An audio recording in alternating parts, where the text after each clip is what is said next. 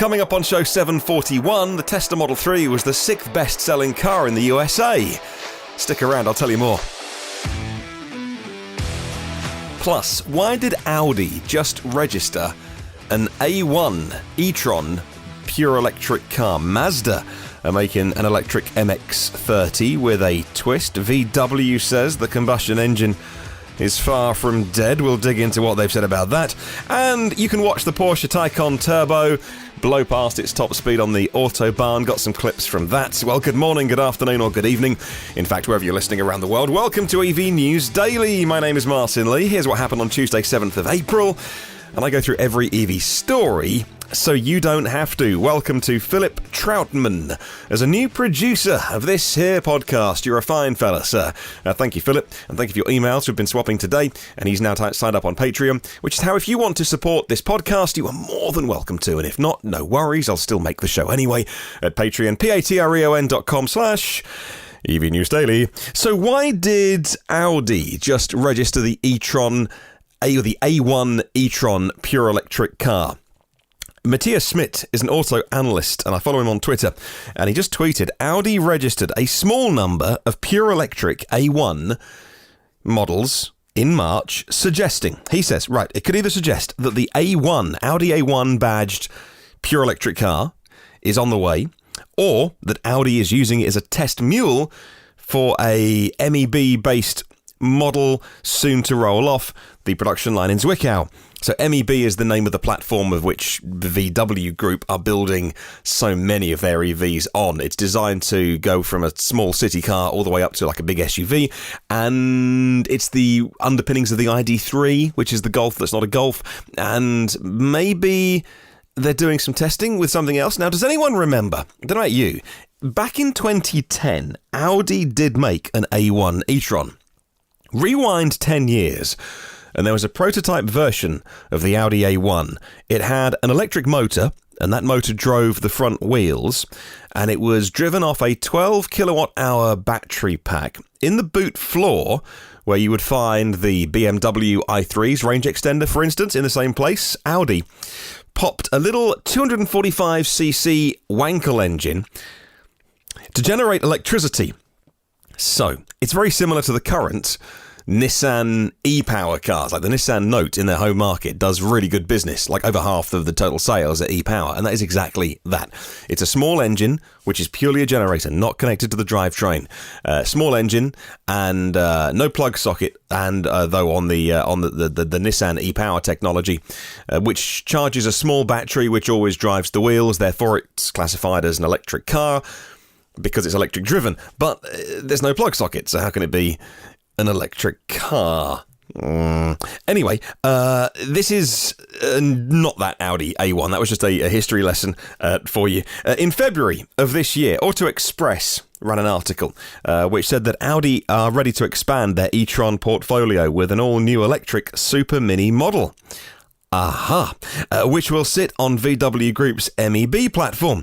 Audi is planning a huge expansion of their e-tron electric range over the next 5 years, and now a senior official at the firm has admitted to Auto Express that this wider range will stretch to a small car based on VW Group's entry-level EV platform, the MEB platform. The architecture was revealed at the VW Group annual conference a year ago, designed to support vehicles 4 meters in length-ish, and it's going to be the small city car about the same size as a Polo or an A1. Aha! Here's the thing, though. In that article back in February, they claimed that the Audi e-tron A1 is due in 2022.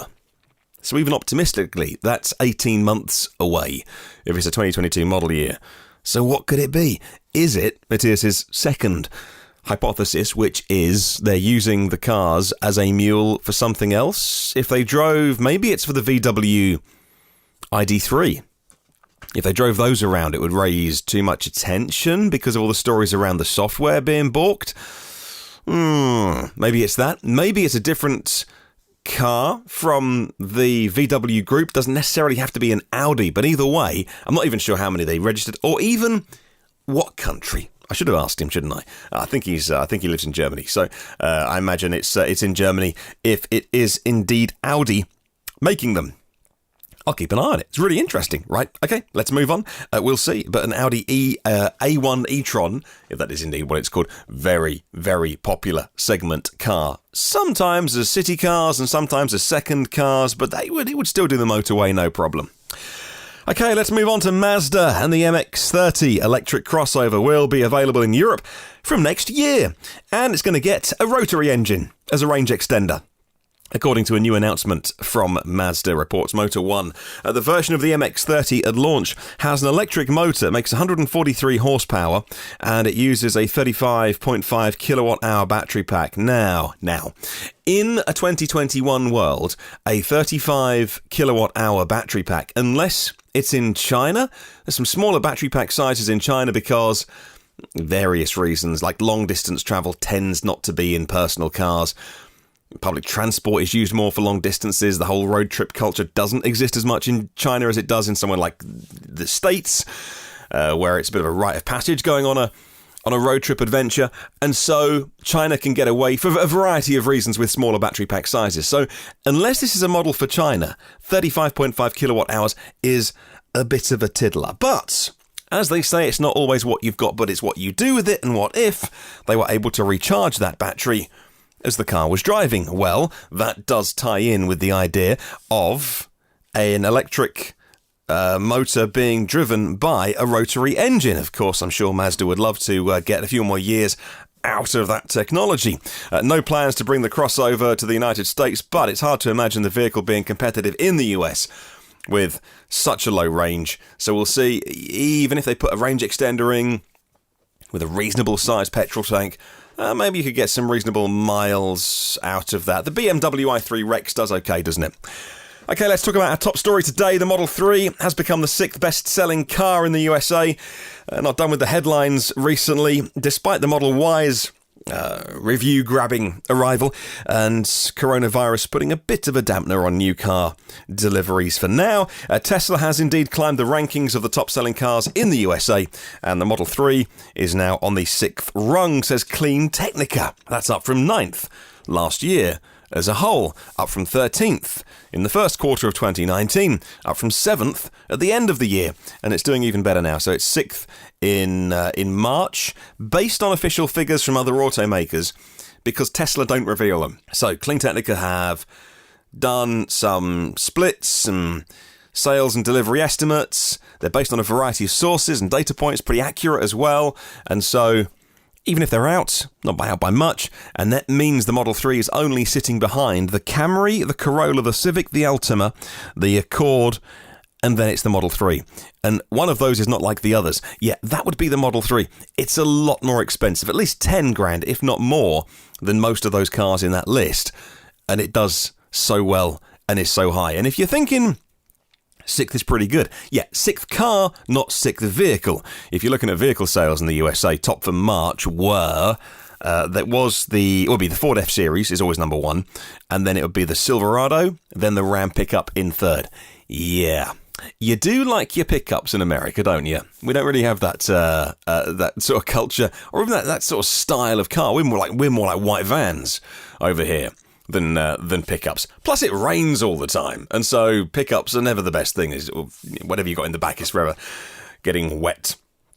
Let's move on. Registrations of EVs in this country have broken all records in March, says Green Car Reports. A combined figure of more than 18,500 is almost 6,000 units more than the previous record of September last year. Pure EVs reached their highest ever total of almost 11,700 in the month of March.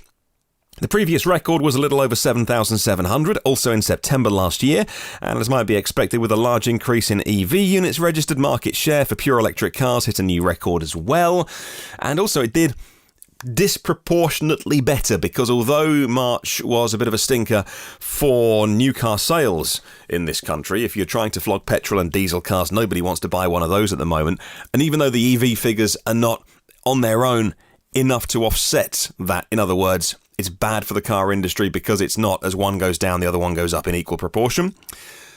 EVs aren't doing that yet, but because of the proportion of the total market, EVs approaching 10%. It's amazing, which is awesome news. Congratulations to anyone that bought an EV in March. Were you buying one in advance of the April tax changes? There's my question to you. I know I need to do a full show. I keep promising to do a full show on the company car tax rules changes. Mentioning VW once again quickly, I saw this story pop up today. Not really EV related, but it's curious, and so I want to include it on the podcast because, it's interesting. While people have rushed to announce the demise of combustion cars, those in Wolfsburg at VW don't see it that way. In an interview with Autocar, the technical chief, Matthias Rabe, R-A-B-E, German? How would I say that? Explained why VW argues that the traditional engine will, and I have a quote, will have a longer future than some people predict, end quote.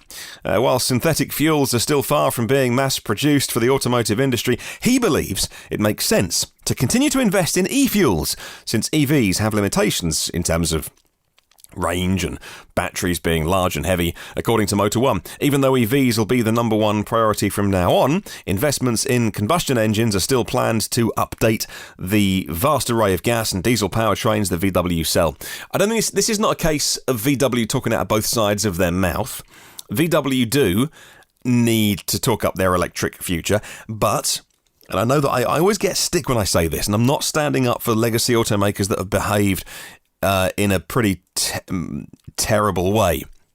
But if we want a world in 10 years' time where we're all driving EVs, we need to accept that the big existing car makers are going to need to transition and pivot, and they'll all do it at different speeds. And the way they will do that without going bust is to carry on, for now, making money from their cash cows, which are big, heavy, lumping SUVs and oversized diesels for those people that do the school run and think they need a massive mummy wagon. That's where the money's made. And so, whilst I would love to wave a magic wand and have EVs everywhere immediately, although there are outliers, Rivian and Tesla, and Lucid, and of course Tesla at the top of the pile of pure EV makers, and more examples in China as well, if we want those big established ones to still be around in 10 years, and I get there are some people that don't, as punishment for what they've all done, then they need to be able to transition.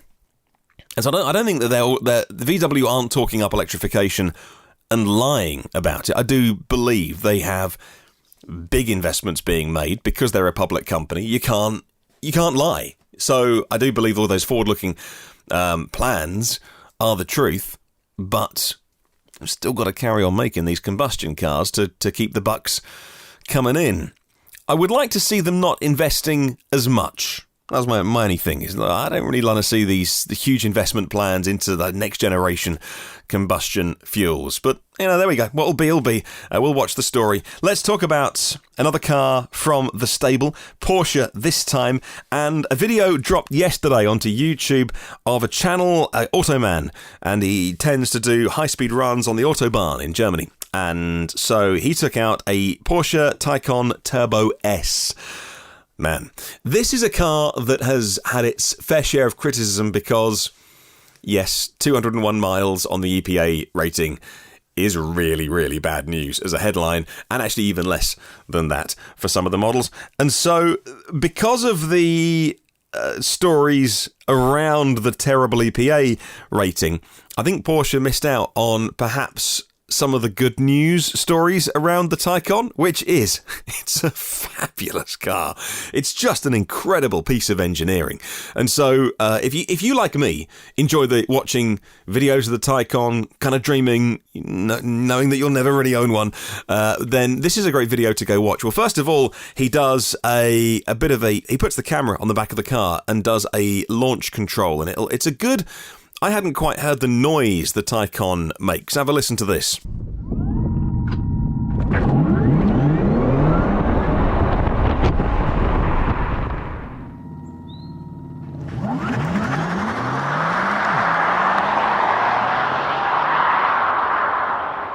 He blats around some country lanes for a while, doing some launch control stuff just to hear what the car sounds like and how it squats down and goes. But the main point of the video is indeed to sit on the slip road of the Autobahn and floor it. 0 to 60 comes up in 2.8 seconds, or 0 to 100 kilometers an hour, 2.8 seconds. He gets to 200 kilometers an hour in 9.7 seconds. And because the Taycan has 2 gears, where some EVs... this gets to 250 Ks in 17.8 seconds, and I think it tops out at 269 kilometers an hour. Then, because it's got that dual-speed gearbox, where some EVs start to just lose, they run out of puff a little bit, it just keeps going and going. Have a listen to this. This is the entire 0 to 250 kilometers run from inside the car.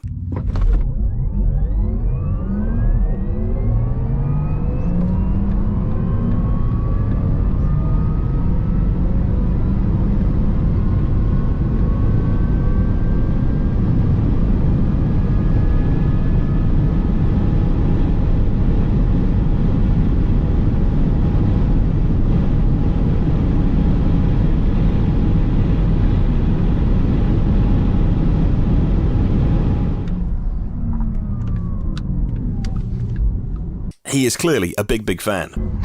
This is just amazing. So I'll pop a link in the show notes if you want to watch the whole thing. Kia has gone on sale in the UK with a new plug-in hybrid. The addition of the plug-in hybrid variant to the Kia X-Ceed marks the next step in their electrification strategy. Now on sale in the UK, it's a plug-in hybrid with an 8.9 kilowatt-hour battery pack, 37-litre fuel tank beneath the rear bench, unlike other plug-in hybrids, so it doesn't take up room in the boots. 44.5 kilowatts electric motor. It'll do about 36 miles on EV power alone, and if you want to get one, you can now. They're on sale. A car you can't get is the long-range Model 3 from Tesla. Elon Musk has stated that owners of the now discontinued Model 3 long-range rear-wheel drive configuration will have the opportunity to purchase the company's basic autopilot in the future at a discounted price, says Teslarati website. Currently, they say, owners of the Model 3 who purchased their vehicle before April last year didn't have basic autopilot included. Owners of the early build Model 3s were required to pay an extra $3,000 for autopilot. Tesla discontinued the production of long-range rear-wheel drive in June last year, and it had about, on the EPA, 325 miles of range, 0 to 60, 4.9, half a second slower than the dual motor.